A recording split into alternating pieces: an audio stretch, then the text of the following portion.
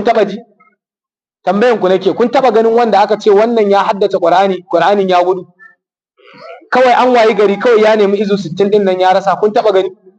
Kun taba ganin wanda ya haddace hadisan manzo Allah sallallahu alaihi wasallam aka ce hadisan nan sun gudu? Kun taba gani? Ba ku taba gani ba.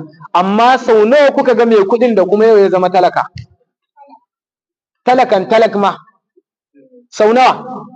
Mutum ne fa za a ce gidajen shi guda 10 ko guda 20 ko guda 15, amma cikin ikon Allah kuma sai a samu inqilabul mawazin, sai a samu juyawan ma'auni, sai a samu jarabawa kaga dukiyar ta gushe, amma kuma mene in yayi ilimi kuma sai ga ilimin nan.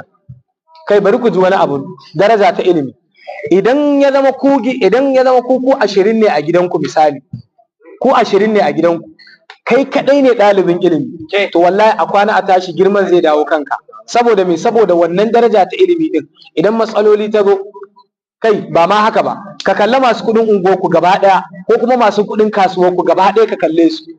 Idan abu ya rikice musu a addini, kai din nan da kake zuwa makaranta ko da baka da ko sisi, haka zaka ga malam Alhaji wane ya zo gurin ka neman fatawa. Wannan daraja ce ko ba daraja ba?